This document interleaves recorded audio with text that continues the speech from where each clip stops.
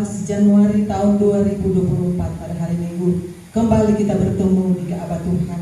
Orang datang beribadah Tuhan kepada Tuhan, orang datang bersyukur atas kasih anugerah Tuhan yang Dia telah berikan dalam orang kehidupan di sepanjang minggu sampai saat ini. Orang dalam ada sukacita datang beribadah memuji pemuliaan nama Tuhan. Puji Tuhan, angkat pujian dengan nada doa. Kita akan buka ibadah kita dengan doa.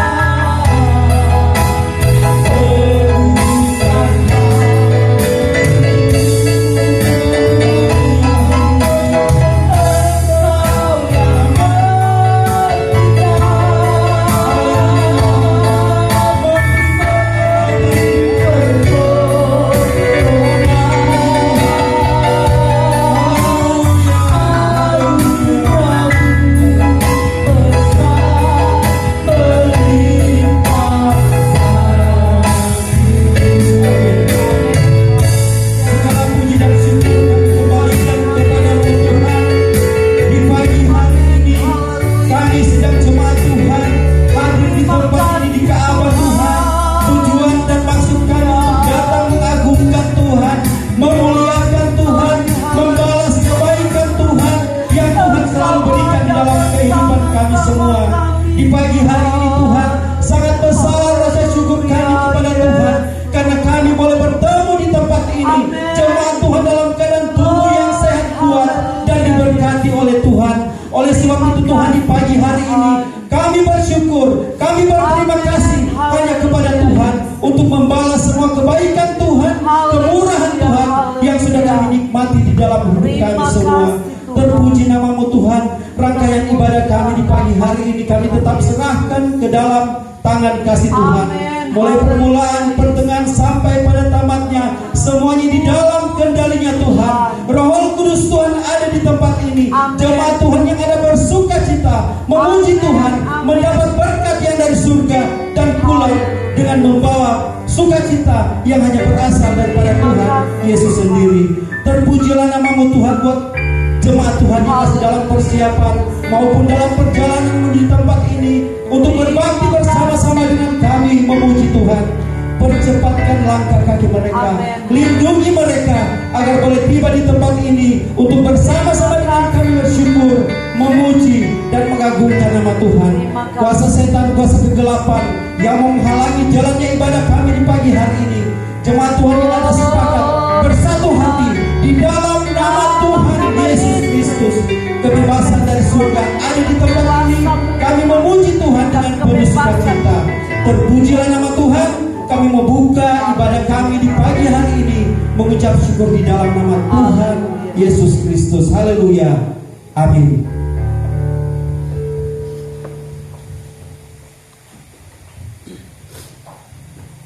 Tuhan, yakin dan percaya di tahun yang baru ini, tahun minggu yang kedua di bulan Januari tahun 2024, kita berdoa langkah kehidupan kita di setiap musim kehidupan Tuhan bersama dengan kita. Amin. Puji Tuhan, nyanyikan pujian yang kedua, Bapa Engkau.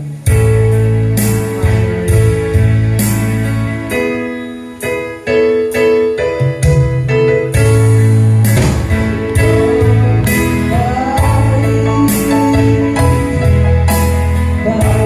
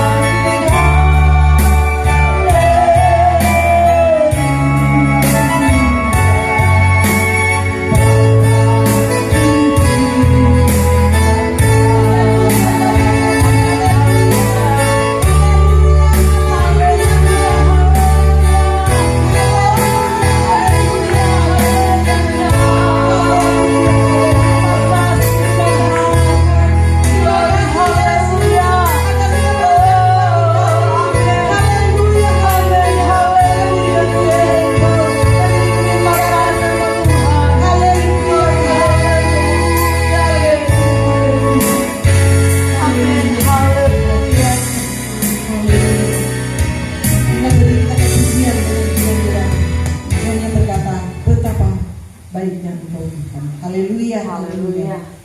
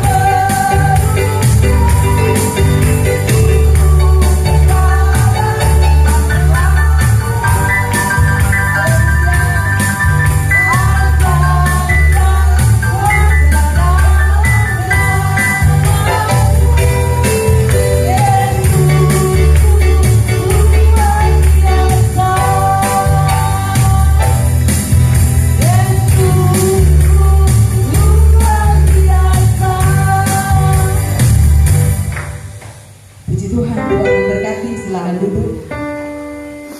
Haleluya. Kita nyanyikan pujian lagi. Biar bumi akan berlalu. Sebelum kita akan mendengarkan firman Tuhan kepada kita.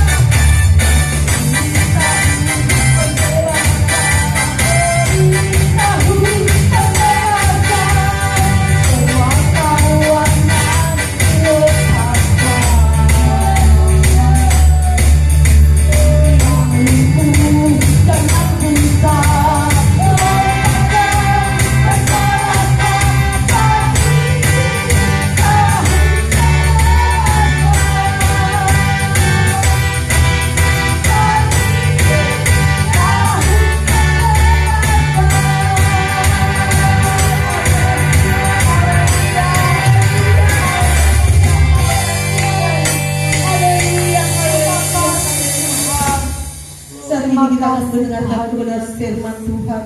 Buka hati kita, bebaskan hati kita. Biar Roh Kudus yang bekerja dalam terang kehidupan.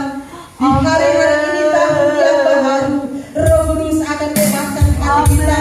Biar kita tetap setia di dalam Tuhan. Haleluya, haleluya.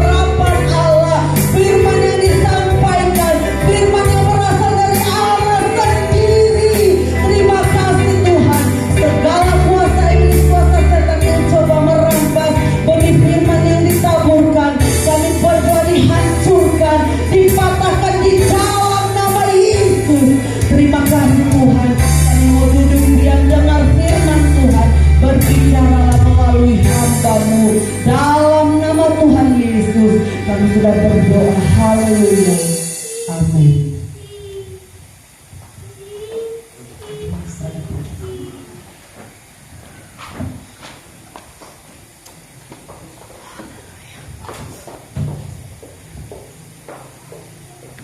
Puji Tuhan, anugerah Tuhan Amin. kita boleh ada di siang ini. Kita akan belajar hari ini bagaimana hal yang harus kita mengerti dan kita pahami. Yuk kita akan baca di kitab terakhir di dalam perjanjian lama, kitab Maleaki pasal 1. Maleaki pasal 1, karena satu ayat kita sama-sama membacanya. Ayat yang kedua, sama-sama bangkit berdiri.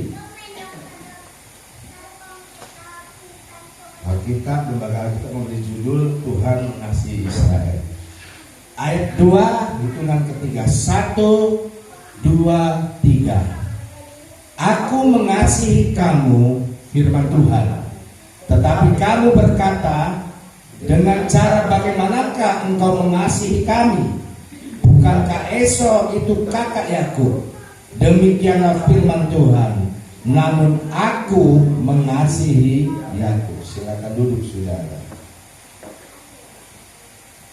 Nah, Bapak Ibu Saudara yang dikasihi oleh Tuhan, dalam hidup ada satu kata yang penting dan harus kita aplikasikan, ya.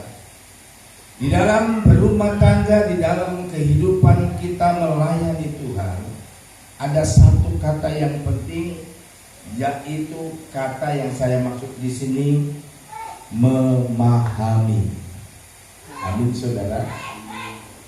Rumah tangga akan menjadi rumah tangga yang rasanya rasa neraka kalau antara suami dan istri tidak memahami. Jadi kata memahami ini adalah hal yang penting. Itu sebabnya minggu ini saya beri judul renungan firman, memahami kasih Tuhan. Katakan amin, saudara. Ada banyak orang Kristen, ada banyak orang percaya, namun dalam kekristenannya, dalam kepercayaannya, mereka tidak memahami akan kasih Tuhan. Maka tidak heran ada banyak orang Kristen, dia Kristen namun tinggal di dalam kehidupan yang tidak berkenan kepada Tuhan, dalam kehidupan yang tidak menyenangkan Tuhan. Ternyata di dalam kitab terakhir, di dalam perjanjian lama ini, di dalam kitab Maleaki, ini dialami oleh orang percaya. Bayangkan saudara, ini satu ayat yang boleh saya katakan sedikit aneh tapi nyata. Ayat awal katakan begini, aku mengasihi kamu, koma. Ini siapa yang mengatakan, saudara? Tuhan. Apapun keberadaan kita, apapun situasi hidup kita, apapun keadaan kita, Tuhan sangat jelas. Aku mengasihi kamu. Aku mengasihi jemaat Tuhan yang ada di Mawar Saron. Ayat selanjutnya bilang ini, aku mengasihi kamu, firman Tuhan, titik. Tetapi kamu berkata, siapa yang berkata, saudara?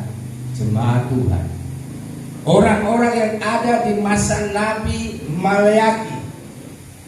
Tetapi kamu berkata, dengan cara bagaimanakah engkau mengasihi kami? Bayangin. Jadi antara ayat 1, antara alinea pertama dengan alinea kedua, baris pertama dengan baris kedua, maksud saya saudara, ada satu kurun waktu. Dan kurun waktu itu yang saya boleh artikan umat Tuhan pada waktu itu tidak memahami akan kasih Tuhan. Sehingga tidak heran umat-umat Tuhan pada waktu itu menjadi umat-umat Tuhan yang resesi ekonomi, resesi iman, resesi kepercayaan kepada Tuhan. Ya. Karena mereka tidak memahami dengan kata, tetapi kami berkata dengan cara bagaimanakah engkau mengasihi kami.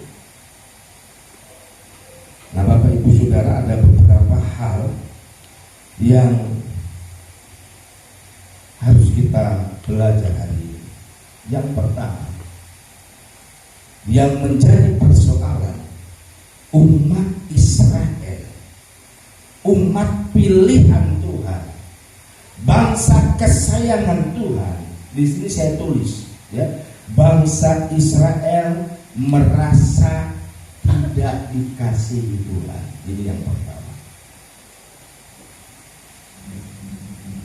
Kalau saya balikkan kata ini dalam kehidupan kita, seringkali kita dalam hidup merasa Tuhan tidak mengasihi kita. Makanya kenapa banyak orang Kristen mereka hidup tapi penuh dengan kekecewaan. Orang kalau kecewa saudara, apalagi dengan orang yang mengecewakan pribadi kita, pasti kalau bisa kita jangan ketemu, benar saudara? Orang kalau dikecewakan, disakiti, kalau bisa, ya, walaupun suami istri kalau lagi tidak disayang, tidak pergi jongana, tadi mau pergi jongana, kan gitu saudara. Kalau bisa nggak mau ketemu. Nah, saudara bayangkan di masa Maleaki, ya, Nabi Maleaki ini mengingatkan kepada umat Tuhan, sadar ngana ada karena kasih Tuhan. Tetapi yang pertama, bangsa pilihan Tuhan merasa tidak dikasih Tuhan. Ini yang pertama. Ya. Sementara di dalam ayat 1 dalam ayat 1 bagian pertama, aku Tuhan mengasihi kamu. Di ayat 1 berarti Tuhan merasa Dia mencintai, umpamanya saudara. Ya, saya mengasihi Ibu Gembala. Saya katakan, Ibu Gembala, aku cinta kamu, I love you, sarangeo, apalagi saudara, aku tresno kamu, aku sayang kamu. Tetapi Ibu Gembala merasa seperti bangsa Israel, merasa tidak dikasihi, merasa tidak dicintai. Artinya apa saudara? Ada satu bahasa di sana, Tuhan seperti mencintai umat Tuhan, tapi bertepuk sebelah tangan. Bertepuk sebelah tangan, ada dua tangan. Ini Tuhan kanan, tangan kanan saya, ini tangan kiri saya, jemaat Tuhan. Katakan Tuhan mengasihi, ya. Tetapi waktu Tuhan katakan aku mengasihi kamu, tapi umat Tuhan, jemaat Tuhan bilang, aku merasa tidak dikasih. Jadi bertepuk sebelah tangan. Tangan gak pernah berbunyi, tangan tidak pernah mengeluarkan sukacita karena bertepuk sebelah tangan. Itu sebabnya Bapak Ibu Saudara yang dikasih Tuhan, ini yang Nabi Maleaki mau ajarkan kepada kita. Ini yang Nabi Maleaki mau kasih tahu kepada kita, bahwa mari kita sebagai jemaat Tuhan, kita belajar memahami Tuhan, memahami kasih Tuhan. Ini ada dua hal. Yang pertama, kita harus tahu, harus pahami Tuhan mengasihi kita. Yang kedua, kita harus mengerti bahwa Tuhan tidak pernah berhenti mengasihi kita. Dan yang ketiga, Ya, Tuhan nggak mau kasihnya itu bertepuk sebelah tangan. Tuhan mau kita merespon. Yang keempat, di sini saya tulis saudara, bangsa Israel, mari mereka, ini yang keempat, bangsa Israel dengan kata lain, mereka meragukan cinta Tuhan. Saudara yakin dalam Tuhan kita diberkati? Amin. Yakin saudara? Amin. Tapi waktu kita ada kekurangan, ada tak dalam diri kita ngaku saudara? Oh, bilang Tuhan memberkati, mari ini gembala, kita ini keren, ini gembala, kita ini kekurangan gembala. Bagaimana?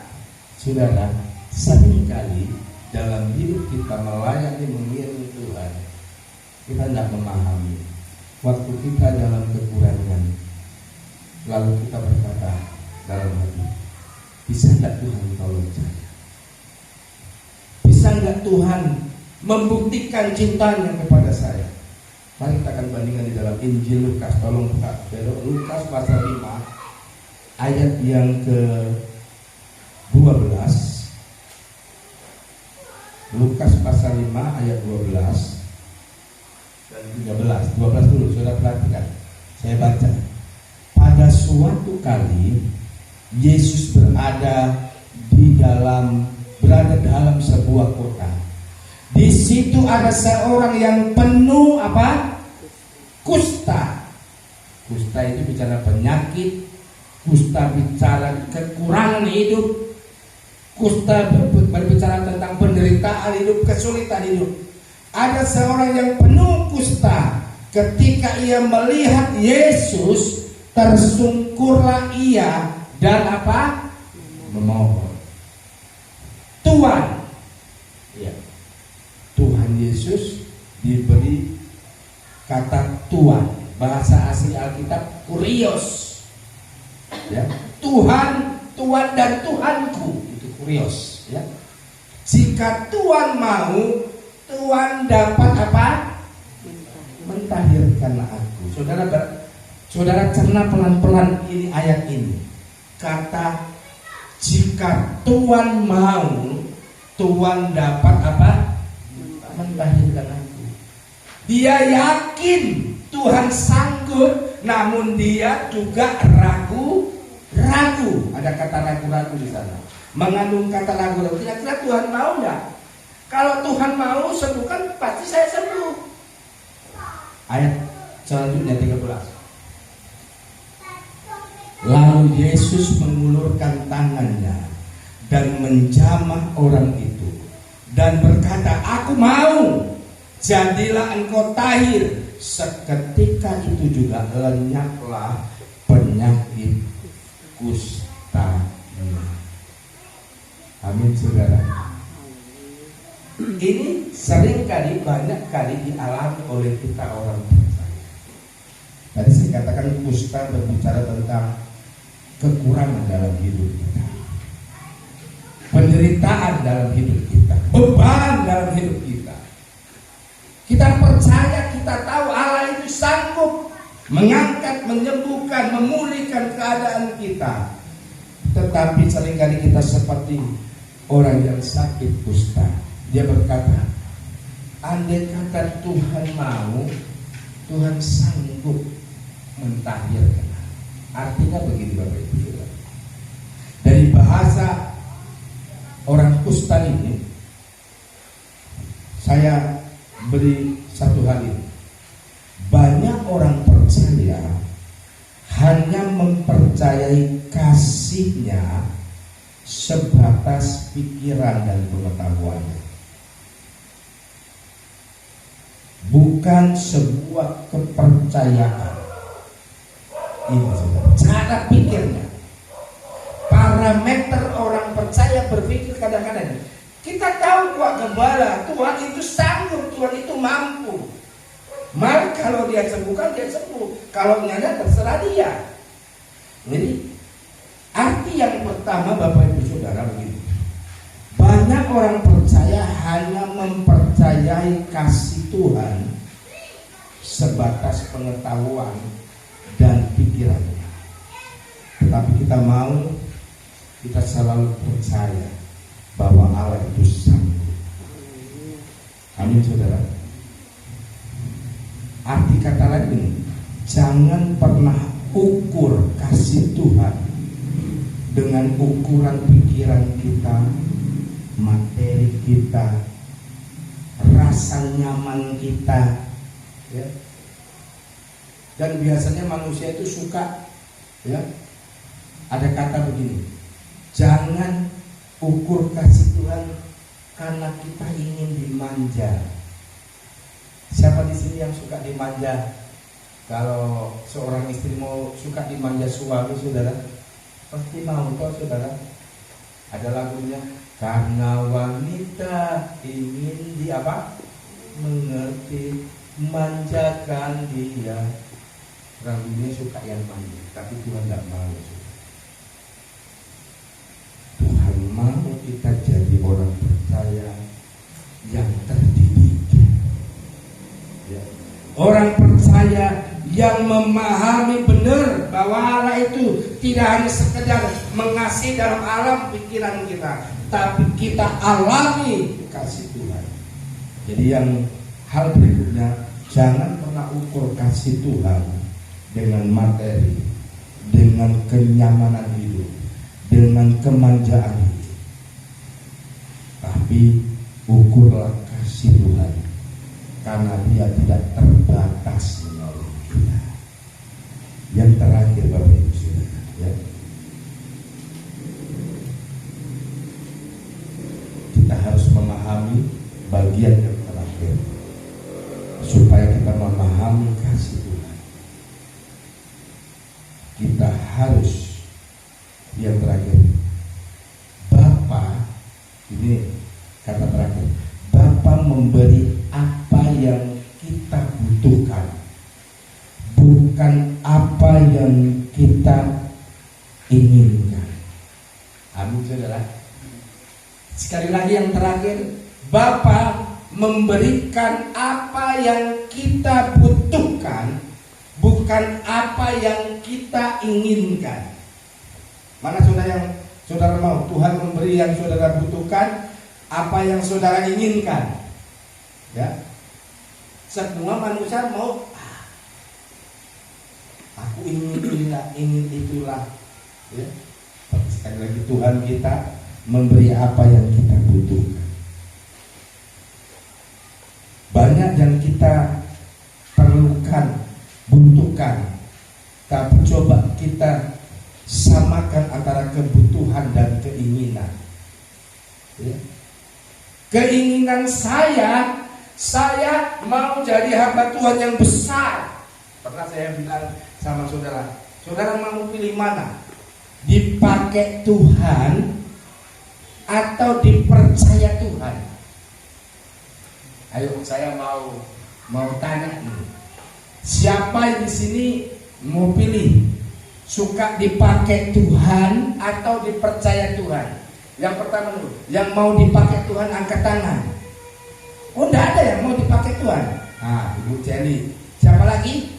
Sama Aprilia, sama Vina.